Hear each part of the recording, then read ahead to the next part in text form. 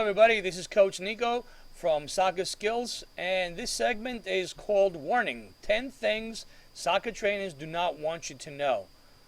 Now, over the years of my experience in playing and coaching, I have come across a bunch of things that always intrigued me. As you can see here, a picture of Sir Ferguson. He's the coach for Manchester United from England. Arsene Wenger is the coach in Arsenal, also in England, as well as Harry Redknapp, which is the Tottenham coach, again, in the Premiership League in the UK. What do they all have in common? Well, they all have an English accent. Now, what I like to say is this. You do not need an English accent to be a top soccer trainer. Contrary to popular opinion and what soccer trainers want you to believe, some of the best trainers in the world do not have English accents. Furthermore, in the U.S., there are some great soccer trainers that are not of English descent. They do not have an English accent. They are American. And that's one of the misconceptions I always come across. Parents think that if someone has an English accent, they must be a fantastic trainer. That's not always the case. In fact, I know of a couple individuals that not only do not have an English accent, but they have never played the game of soccer. However, they are fantastic trainers. Keep in mind that you can be a great player. You can have found success in the top levels of professional soccer, but that's not going to have a guarantee to make you a top trainer, a top coach. There's different elements playing soccer and playing soccer and coaching. Most of us don't think that way. Most of us think that, well, you know, so-and-so played the top level of professional football in England. That must be a fantastic trainer, a fantastic coach. That's not always the case. There's a different mentality in coaching, educating, especially in the youth level here in the United States. Well, one of the things that I have found extremely important is that fun, not winning, is the #1 ingredient in youth soccer. Kids are all about having fun. Think about when you guys were children. It's all about having fun. Unfortunately, grown-ups, parents, even coaches, we all get caught up in the thrill of competition, trying to excel. And we love to brag about how winning our teams are. And we forget the most simple ingredient, fun. Fun is what's the #1 ingredient in youth soccer. Now, I have found this great clip I would like to share with you guys. If you have not watched this movie, I suggest that you do. Not only is it funny, but it has so much truth in it. Now, if your soccer trainer or if your coach behaves the way this gentleman does, you might want to entertain about making some changes in the team your son or your daughter plays on. This is directly from YouTube. You can find it by searching YouTube. It does have a little bit of a advertisement in the beginning, but as soon as the advertisement is over, I'm going to lower the volume a little bit and you can actually get an idea. It's a pretty funny movie, but it has so much merit into it. It's unbelievable. Hey, Phil, I don't think that's a very good attitude. You can't talk about hurting other players. You don't think? You don't think? I don't think you should be butting in when I'm talking to my team. You're my assistant, okay? You're supposed to back me up and go get me juice boxes when I tell you. Now go get me a juice box. You know who you're talking to? I'm talking to the juice box guy. You're crazy. I'm not crazy. I'm just thirsty. Why don't you go to hell? No, you go to hell. While you're there, why don't you grab me a juice box? I'm no juice box boy, I'll tell you that. Yes, you are. No, I'm not. Yes, you are. No, I'm not. Yes, you are. No, I'm not. You're like your old man. I'm not like my old If it man. weren't for these kids, I would whip your butt. I can take a punch. I'm out of here. Bye-bye. I'll see you, Mr. Big Time Coach. Bye-bye. I'm not like my old man. I'm a kind and gentle, compassionate human being with a heart as big as a lion. We'll see you later, juice box. Everyone wave goodbye to juice box. Literally wave. Do it. Parents too. Everyone wave. Okay. Guys, I don't want winners out on the field. Who's a winner? I said, who's a winner? Everyone's hand should be up. Okay, everyone bring it in. Who are we? Tigers. let's break someone's clavicle on 3. 1, 2, 3. Break someone's clavicle! Hit the field. Let's go. Your dad's a trip, you know that? Move it, move it! Huh? Pick up that piece of trash, Tom. Tuck in your shirt. What are you doing? Have a sense of pride, huh? In fact, why don't you take a lap? Go run a lap! I'm timing you. Pick it up! Faster! Here we go! Bellissimo! Go! Stop right there, he's right there. Good, good.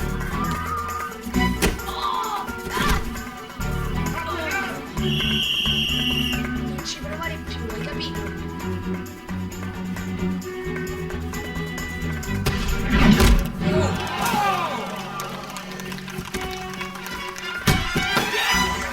Hey, you just deserve a plate of humiliation. How does that feel? Hey, off the field! Off the wheel, Tarzan! I'm off.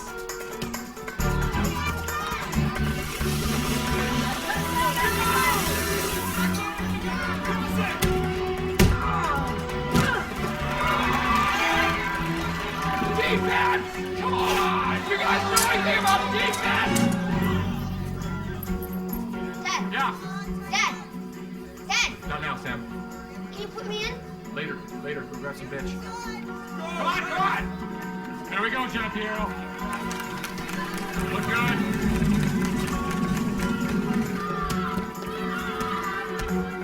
Think you can mark him? Yeah, I can take it. JJ, Zach, everybody see what we gotta do with these guys? 4 on one, 3 on another, right? We really have to smother. Did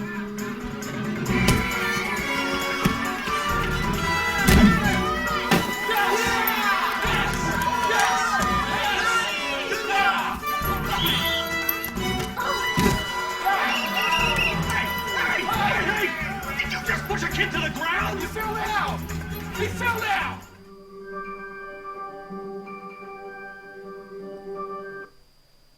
Folks, it's about having fun. Youth soccer, it's about having fun. It's not about how many goals you're going to score. It's not about how many wins you have. It's not about hurting the opponent. And, you know, as funny as that video clip sounds, by the way, believe me, I'm sure that if you're a soccer parent or a sports parent, you've probably seen, maybe not to that extreme, but you've seen a lot of instances on the soccer fields in America.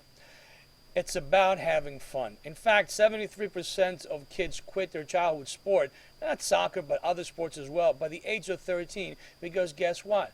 It stops being fun. And the big responsibility lies with the grown-ups, the parents and the coaches.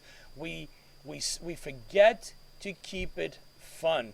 We get so into the competition and winning aspect of the sport that we forget about fun. In fact, listen, if you go to the European leagues, some of the best leagues in Spain, Barcelona, you know, they have games, but they do not keep score. They manage the development of the players, but it's not about how many goals a team is going to score. It's about the developments. In fact, everywhere in Europe and in South America, Brazil happens to be one of my favorite countries because it's all about having fun. You watch the players play, and they just enjoy themselves thoroughly. Everything else comes second. Everything else falls into place.